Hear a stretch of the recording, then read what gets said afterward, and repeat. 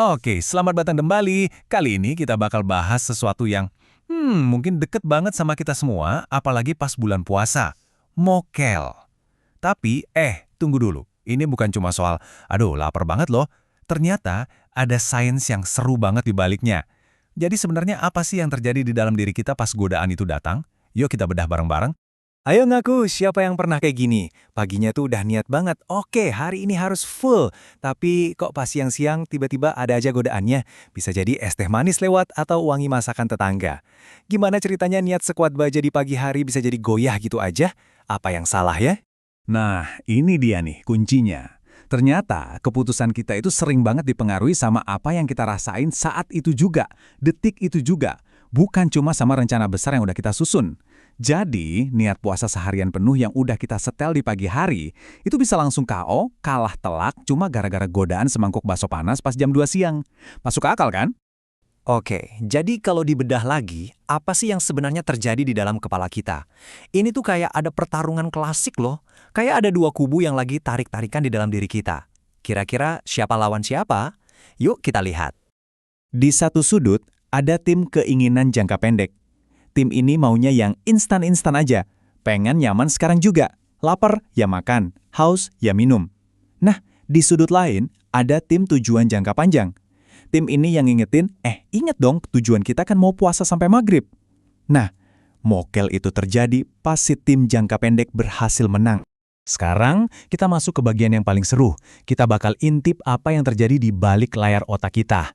Ada 3 alasan ilmiah utama kenapa godaan itu rasanya kuat banget. Siap? Yang pertama, ini soal sistem reward di otak. Anggap aja di otak kita itu ada manajer kesenangan. Nah, pas kita lapar, si manajer ini langsung panik. Dia teriak-teriak, "Woi, darurat, baterai mau habis, cari makanan sekarang." Kenapa gitu? Ya karena dari zaman dulu, makan itu adalah hadiah terbesar buat bertahan hidup. Jadi otak kita emang diprogram buat nyari hadiah itu. Kedua, ada yang namanya ego depletion. Ini istilah kerennya, tapi gampangnya gini deh. Bayangin aja kemauan keras atau kendali diri kita itu kayak baterai HP. Pagi-pagi masih 100%. Tiap kali kita nolak godaan, itu kayak kita lagi pakai baterainya sedikit demi sedikit. Makanya pas udah sore, baterainya tinggal 15%. Lemah banget. Nah, di saat itulah godaan jadi terasa paling berat. Kebayangkan? Dan yang ketiga, ini dia nih, musuh yang sering kita anggap remeh, lingkungan sekitar.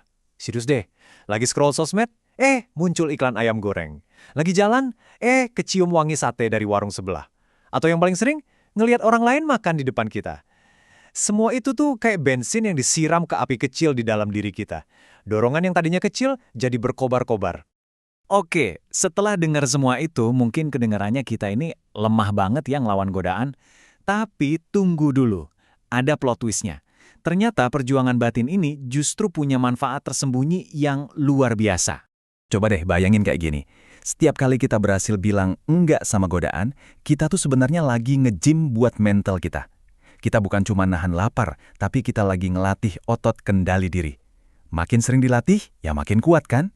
Dan ini bukan cuma omong kosong loh, penelitian beneran nunjukin itu. Orang yang konsisten puasa dan berhasil ngelawan godaan, lama-kelamaan kendali dirinya jadi lebih jago, bukan cuma soal makanan, tapi di aspek lain juga.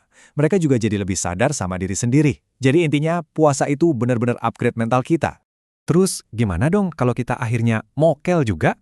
Apakah itu artinya kita gagal total? Jawabannya, sama sekali enggak. Justru, coba deh kita lihat dari sisi yang lain.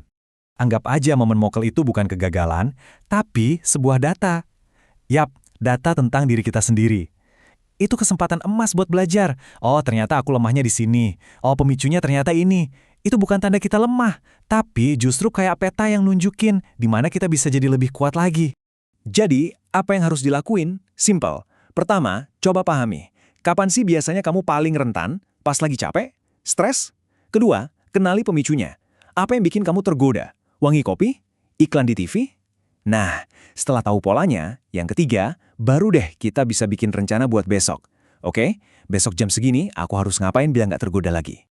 Jadi kesimpulannya, mokel itu bukan sesimpel niatnya kurang kuat. Ini adalah hasil interaksi yang kompleks banget antara 3 hal. Biologi otak kita yang emang cari enaknya, kondisi mental kita yang bisa low bat, dan terakhir, lingkungan yang penuh sama godaan. 3 lawan 1 loh. Dengan ngerti semua ini, mudah-mudahan kita jadi lebih bijak ya sama diri sendiri dan tentunya lebih siap. Nah, sekarang aku yang mau nanya ke kalian. Kalau pernah mokel, jujur deh, apa pemicu paling berat buat kalian? Apakah emang karena laparnya udah nggak ketahan? Atau karena lihat makanan atau minuman spesifik? Atau mungkin karena lagi capek banget? Coba deh, share cerita kalian di kolom komentar ya.